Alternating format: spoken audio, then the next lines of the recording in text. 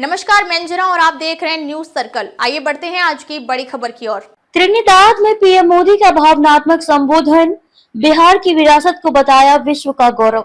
प्रधानमंत्री नरेंद्र मोदी ने अपनी त्रिनिदाद और टोबैगो यात्रा के दौरान वहां बसे भारतीय मूल के लोगों को संबोधित करते हुए एक भावनात्मक और गौरवपूर्ण भाषण दिया।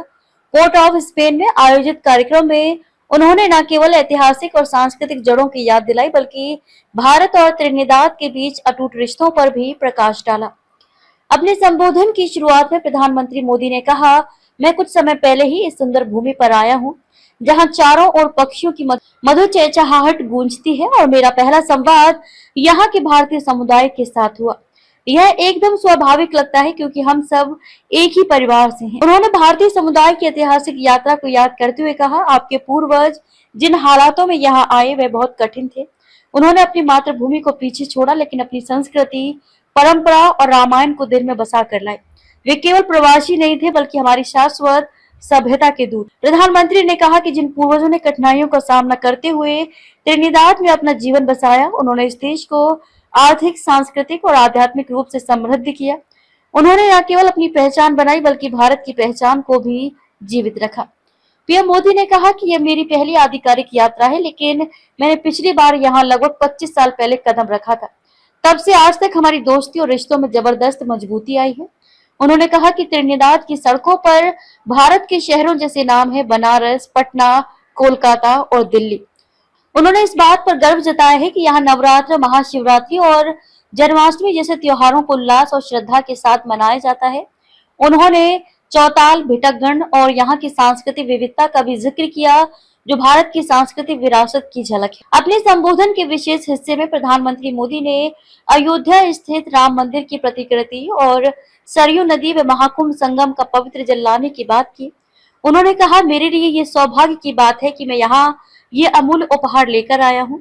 सरयू जी और संगम का जल आस्था का अमृत है, जो हमारे संस्कारों और मूल्यों को हमेशा जीवंत रखता है। उन्होंने त्रिनिदाद की प्रधानमंत्री कमला प्रसाद बिसेसर से अपील की कि वे इस जल को त्रिनिदाद की गंगा धारा में अर्पित करें। यह एक प्रतीकात्मक गेस्चर है, जो भारत की और त्रिनिदाद के आध्यात्मिक रिश्तों को और भी गहरा करेगा। पीएम मोदी ने बक्सर, बिहार से कमला बिसेसर के पारिवारिक संबंधों को याद किया। उन्होंने कहा, कमला जी के पूर्वज बिहार के बक्सर से थे। वह स्वयं अपने पैतृक गांव भीरूपुर जाकर आई हैं। त्रिनिदाद में लोग उन्हें आज भी बिहार की बेटी कहते हैं।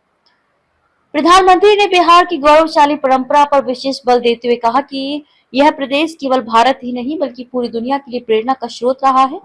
उन्होंने कहा, चाहे लोकतंत्र हो या कूटनीति, शिक्षा हो या राजनीति, बिहार ने सदियों पहले ही पूरी दुनिया को नई दिशा दी थी।